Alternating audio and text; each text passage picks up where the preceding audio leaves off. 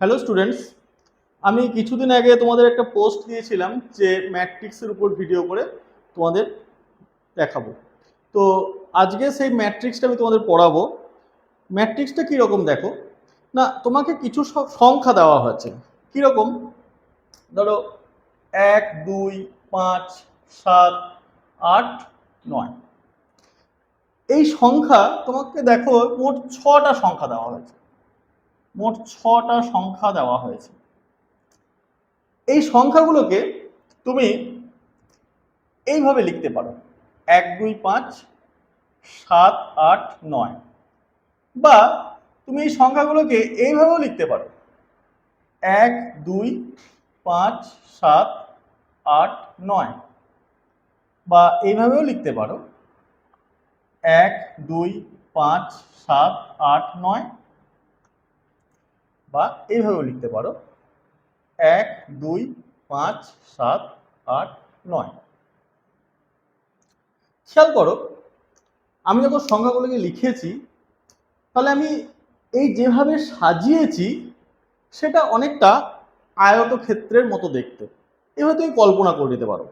তাহলে এই কিছু সংখ্যা তোমাকে দিয়ে দেওয়া আছে, সেইগুলোকে এইভাবে আয়তাকারে লেখা, এই যে পদ্ধতি, এই যে আয়তাকার সজ্জায় আমি লিখছি সংখ্যাগুলোকে, এই আয়তাকার সজ্জাকে বলা হয় ম্যাট্রিক্স।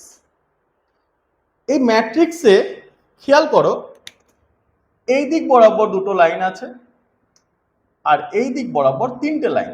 এখানে ঠিক একই রকম ভাবে এই দিক বরাবর তিনটে, এই দিক বরাবর দুটো, এখানে এই দিক বরাবর একটা, এখানে এই দিক বরাবর 6টা, এখানে এই দিক বরাবর 6টা আর এই দিক বরাবর একটা। এই যে আমি এই দিক বরাবর লাইনটা টানছি, এই দিক বরাবর লাইনটাকে বলা হয় সারি, ইংরেজিতে বলা হয় রো।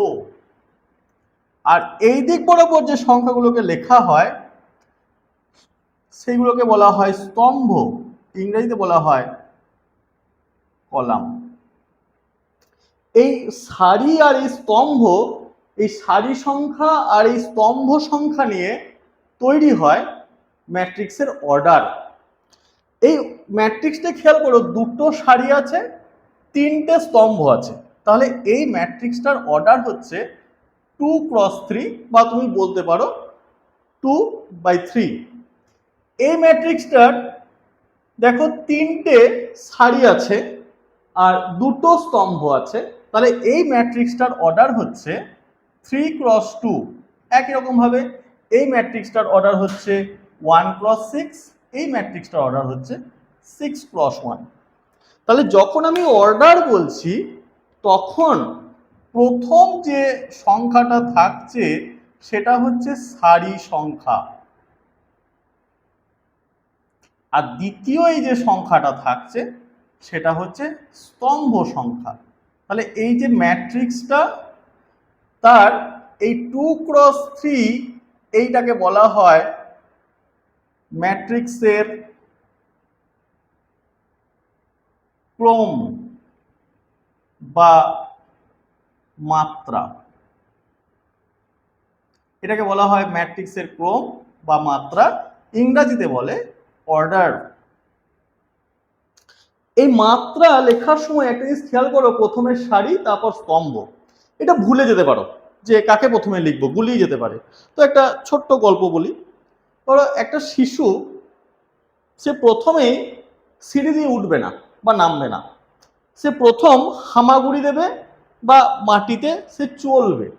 তাই প্রথম সে মাটিতে চলছে, তাহলে এই বরাবর সে চলছে, তাহলে এই বরাবর হচ্ছে সারি। তারপর যখন সে একটু বড় হবে তখন সে সিঁড়িতে ওঠানামা করবে, তাহলে সিঁড়িতে ওঠানামা করছে মানে উপর নিচে করছে, তাহলে তারপরে হচ্ছে স্তম্ভ। তাহলে প্রথম আমরা যখন ম্যাট্রিক্সের ক্রম বা মাত্রা লিখবো সেখানে আমরা প্রথমে লিখবো সারি সংখ্যা, তারপরে লিখবো স্তম্ভ সংখ্যা। এখানে দুটো সারি তাহলে 2 লিখেছি, তিনটে স্তম্ভ 3 লিখেছি। একই রকমভাবে এখানে 3 × 2, এখানে 1 × 6, এখানে 6 × 1। তাহলে ম্যাট্রিক্সের ক্রম বা মাত্রা বলতে কি বোঝায় সেটা আমরা বুঝলাম। এইবার একটা ম্যাট্রিক্সকে কি করে লেখা হয় কি করে? না, ম্যাট্রিক্সকে লেখা হয় ক্যাপিটাল লেটারে, ক্যাপিটাল লেটার। আর ম্যাট্রিক্সের এই যে ভিতরে দেখতে পাচ্ছ যে সংখ্যাগুলো রয়েছে, এই ম্যাট্রিক্সে যেমন ধরো এই 1 2 3, এই 1 2 5 7 8 9, এরা প্রত্যেককে হচ্ছে এই ম্যাট্রিক্সটার পদ বা ম্যাট্রিক্সের এলিমেন্ট। তাহলে এই ম্যাট্রিক্সের যে পদগুলো বা এলিমেন্টগুলো,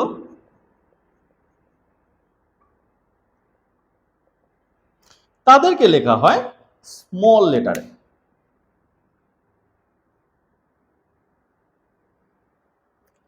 ক্যাপিটাল লেটার মানে হচ্ছে এ বি পি কিউ, এরকম হয় তুমি লিখতে পারো। স্মল লেটার মানে তুমি A B P Q X Y এভাবে তুমি লিখতে পারো। এইবার ম্যাট্রিক্স এর অনেক রকম প্রকারভেদ আছে, তো আমরা একে একে প্রকারভেদগুলো কি আছে সেটা দেখব। তাহলে খেয়াল করো, একটা ম্যাট্রিক্স আমি নাম দিচ্ছি এ। এই ম্যাট্রিক্সে ধরো A11 A12 A13 A21 A22 A23 A31 A32 A33। একটা ম্যাট্রিক্স এ কে আমি এইভাবে লিখলাম। তাহলে এই A11 বলতে কি বুঝি? A11 বলতে বুঝি যে এই যে প্রথম সারিটা আর এই যে প্রথম স্তম্ভটা যে জায়গায় পরস্পরকে ছেদ করছে সেই অবস্থানের পদটাকে বোঝায়। তাহলে তোমাকে যদি বলে যে A23 বলতে কি বুঝি? না, A23 বলতে বুঝি যে এই যে দ্বিতীয় সারি আর তৃতীয় স্তম্ভ ঠিক যে জায়গাতে মিলিত হচ্ছে সেই পজিশনটা হচ্ছে A23।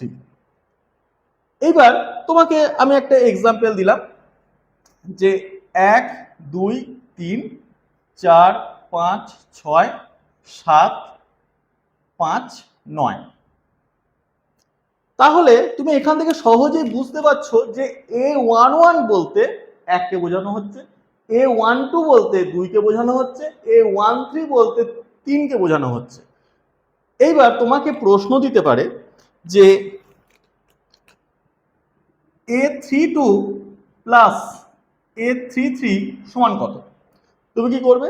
A32 মানে 3 নম্বর রো আর 2 নম্বর কলাম, আর 3 নম্বর সারি আর 2 নম্বর স্তম্ভ যেখানে ইন্টারসেক্ট করছে, মানে এই যে এই পজিশনটা 3 নম্বর সারি আর 2 নম্বর স্তম্ভ এই পজিশনে ইন্টারসেক্ট করছে। তাহলে এখানেও খেয়াল করো, এখান থেকে আমি সহজেই যেহেতু লিখেছি সহজেই বুঝতে পারবো। তাহলে যেখানে ইন্টারসেক্ট করলো 3 নম্বর সারি 2 নম্বর স্তম্ভ, এখানে কে বসে আছে? না 5 বসে আছে। আর 3 নম্বর সারি 3 নম্বর স্তম্ভ, 3 নম্বর সারি আর 3 নম্বর স্তম্ভ, এখানে কে বসে আছে? কোন সংখ্যাটা? না 9। তাহলে 5 প্লাস 9 সমান 14। তোমাকে যদি এরকম বলে যে এটা কি হবে, তুমি বের করতে পারবে। একটা টাস্ক দিয়ে রাখি, ধরো বি আমি বললাম যে 1365, তোমাকে বললো যে A11 আর A22 কি হবে? তুমি সঙ্গে সঙ্গে কি করবে? না, A11 মানে হচ্ছে প্রথম সারি প্রথম স্তম্ভ, কে আছে? না 1 আছে। তাহলে 1 প্লাস A22 মানে কি? না দ্বিতীয় সারি দ্বিতীয় স্তম্ভ যেখানে মিট করছে, কে আছে? না 5 আছে। তাহলে 1 প্লাস 5 মানে এর মান হয়ে গেল 6। তোমাদের একটা টাস্ক দিই, ধরো সি আমি একটা ম্যাট্রিক্স বললাম 1 5 0 6 0 1 732। এই ম্যাট্রিক্সে তোমরা A13 প্লাস A32 এইটার কত মান হবে বের করে আমাকে কমেন্টে জানাবে। বেশ, এইবার আমরা ম্যাট্রিক্সের বিভিন্ন রকম যে প্রকারগুলো আছে সেগুলো জানবো, যে কি কি টাইপের ম্যাট্রিক্স আছে। ধরো ফার্স্ট আমরা যেটা জানবো সেটা হচ্ছে রেক্ট্যাঙ্গুলার ম্যাট্রিক্স বা আয়তাকার ম্যাট্রিক্স। আয়তাকার ম্যাট্রিক্স কাকে বলে না, একটা ম্যাট্রিক্স এ সমান ধরো A i j m cross n এইভাবে আছে। এবার এই জিনিসটা কি সেটা একটু বলে দিই।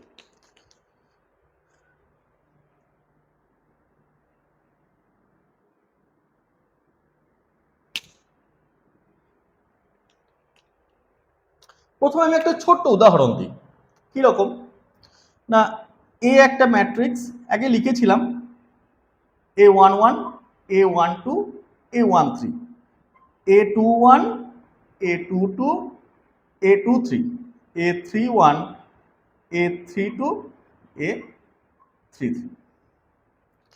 খেয়াল করো যে এই বরাবর যে পদগুলো আছে সেখানে 1 1 2 2 3 3 আছে, মানে সমান সমান। এবার এই দিকে যে পদগুলো আছে সেটা খেয়াল করো যে 1 1, তাহলে 2 থেকে 1 ছোট, 3 থেকে 1 ছোট, 3 থেকে 2 ছোট, আর এই দিকে ঠিক এর উল্টোটা, মানে 2 1 এর থেকে বড়, 3 1 এর থেকে বড়, 3 2 এর থেকে বড়। তাহলে এইটাকে যদি আমি এইভাবে জেনারেলাইজড করি যে এখানে, তাহলে আমরা জেনে নেব এই ম্যাট্রিক্সটার অর্ডার কি হবে। এখানে দেখো ম্যাট্রিক্সটার অর্ডার হচ্ছে 3 ক্রস 3। এবার এই এ ম্যাট্রিক্সটা আমি একটু বড় করে নিচ্ছি। কিরকম না, A11 A12 A13 A14 dot dot A1n A21 A22 A23 A24 dot dot A2n। এরকম করে করে AI1 AI2 AI3 AI4 এরকম করে করে কোথাও একটা ধরো AIJ আসবে। তাহলে আমি এইখানে একটা নিয়ে নিই A1J, এইখানে একটা নিই A2J,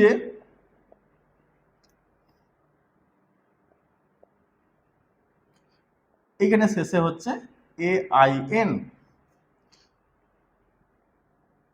এরকম করে করে আমরা কোথায় আসবো না AM1 AM2 AM3 AM4 dot dot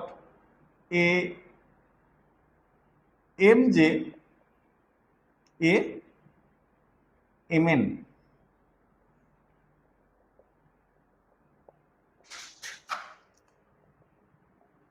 তাহলে এখানে লক্ষ্য করো একটা জিনিস, যে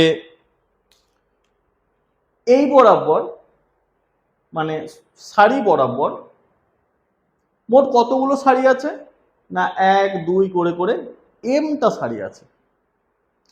আর কতগুলো স্তম্ভ আছে 1 2 3 করে করে দেখো এনটা স্তম্ভ আছে। শেষ পদটা দেখো AMN। তাহলে এই যে ম্যাট্রিক্স এ এর এমটা সারি এনটা স্তম্ভ, তাহলে এর অর্ডার হচ্ছে M ক্রস N। এইবার তুমি যদি এই যে ম্যাট্রিক্স, এটা তো একটা সাধারণ ম্যাট্রিক্স, এই ম্যাট্রিক্সটা এই এম আর এন এই অর্ডারটা, এটা সারি সংখ্যা, এটা স্তম্ভ সংখ্যা। তাহলে একটা এরকম ম্যাট্রিক্স একে আমি শর্টে এইভাবে লিখতে পারি। কিরকম না A i j m cross n, যেখানে আইটা 1 2 করে করে কত দূর পর্যন্ত যাবে, এম পর্যন্ত যাবে, আর যেটা কত দূর যাবে 1 2 3 এরকম করতে করতে এন পর্যন্ত যাবে। তাহলে এই এত বড় ম্যাট্রিক্সকে আমি খুব সহজেই এইভাবে লিখে ফেলতে পারি যে A i j m cross n, যেখানে আইটা যাবে এম পর্যন্ত 1 2 3 করতে করতে, আর যেটা যাবে এন পর্যন্ত 1 2 3 এরকম করে করে এন পর্যন্ত। তাহলে দেখবে এই ম্যাট্রিক্সটা পেয়ে যাচ্ছে। তাহলে এই একটা ম্যাট্রিক্স, তাকে আমি এরকম করে লিখছি, মানে আসলে আমি এরকম করে লিখছি। তাহলে এই ম্যাট্রিক্সটাকে আমরা বলবো আয়তাকার ম্যাট্রিক্স এ, যখন এ ম্যাট্রিক্সের সারি সংখ্যার সঙ্গে স্তম্ভ সংখ্যার সমান হবে না, am not equal to N. একটা উদাহরণ দিই, যেমন যেমন ধরো এরকম বললাম যে 1 2 3 0 5 6। খেয়াল করো, এম হচ্ছে সারি সংখ্যা, কটা সারি না দুটো, এন হচ্ছে স্তম্ভ সংখ্যা, কটা স্তম্ভ না তিনটে, তাহলে 2 ক্রস 3, তাহলে 2 নট ইকুয়াল টু 3। তাহলে এই যে ম্যাট্রিক্সটা, এই ম্যাট্রিক্সটা হচ্ছে আয়তাকার ম্যাট্রিক্স। এইবার এইখানে এর পরের ডেফিনেশন আমাদের, সেটা হচ্ছে বর্গ ম্যাট্রিক্স। বর্গ ম্যাট্রিক্স কি না, আয়তাকার, আমরা আয়তক্ষেত্রের ডেফিনেশন জানি যে দৈর্ঘ্য আর প্রস্থ সমান হয় না। ঠিক ওইভাবে যদি ভাবি তাহলে দেখো দৈর্ঘ্য প্রস্থ am not equal to N, কিন্তু বর্গক্ষেত্রের ক্ষেত্রে কি হয় না, দৈর্ঘ্য আর প্রস্থ সমান হয়ে যায়। তাহলে তখন দৈর্ঘ্য সমান প্রস্থ, তাহলে যদি আমি বলি যে বর্গ ম্যাট্রিক্স এর সংজ্ঞা কি না, একটা ম্যাট্রিক্স ওই সেম একই রকম ভাবে লিখবো, A i j m cross n, মানে আইটা এম পর্যন্ত যাবে 1 2 3 করে করে, আর যেটা যাবে 1 2 3 করে করে এন পর্যন্ত। তাহলে এই ম্যাট্রিক্সটাকে বলা হবে বর্গ ম্যাট্রিক্স এ। তাহলে ওখানে কি ছিল না, আয়তাকার ম্যাট্রিক্স, দৈর্ঘ্য প্রস্থ সঙ্গে সমান নয়, am not equal to N. তাহলে বর্গাকার ম্যাট্রিক্স, তাহলে দৈর্ঘ্য প্রস্থ সমান, তাহলে একটা ম্যাট্রিক্স তাকে বলা হবে বর্গ ম্যাট্রিক্স যখন তার সারি সংখ্যা সমান স্তম্ভ সংখ্যা হবে। তাহলে A i j m cross n একে বলা হবে, এ ম্যাট্রিক্সকে বলা হবে বর্গ ম্যাট্রিক্স যখন এম ইকুয়াল টু এন হবে। একটা উদাহরণ দিই, যেমন যেমন এরকম যে 1 5 7 3, তাহলে সারি সংখ্যা কটা, দুটো, স্তম্ভ সংখ্যা কটা, দুটো, তাহলে 2 ক্রস টি। আবার তুমি এইভাবে বলতে পারো 1 5 7 3 2 1 0 5 0। তাহলে এখানে দেখো তিনটে সারি, তিনটে স্তম্ভ, তাহলে 3 ক্রস 3, তাহলে সারি সংখ্যা স্তম্ভ সংখ্যা সমান, সারি সংখ্যা স্তম্ভ সংখ্যা সমান, তাহলে এটা হচ্ছে একটা বর্গ ম্যাট্রিক্স। এইবার এই বর্গ ম্যাট্রিক্সে এখান থেকে আমরা জানবো যে ম্যাট্রিক্সের ট্রেস বলতে কি বুঝি। ম্যাট্রিক্সের trace, trace of A matrix, ম্যাট্রিক্সের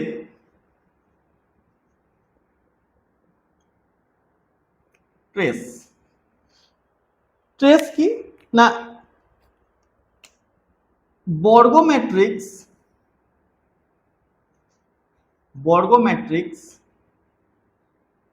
এ ম্যাট্রিক্সের ট্রেস এর অস্তিত্ব থাকবে তখনই যখন তুমি ম্যাট্রিক্সটাকে বর্গ ম্যাট্রিক্স নেবে।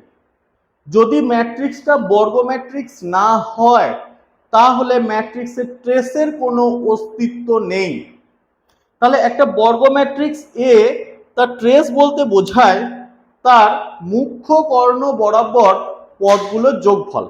এখন মুখ্য কর্ণ কি জিনিস না, আমরা মুখ্য কর্ণ জানবো যে মুখ্য কর্ণ বলতে কি বুঝি। ধরো এ একটা ম্যাট্রিক্স নিলাম, A11, A12, A13, A21, A22, A23, A31, A32, A33।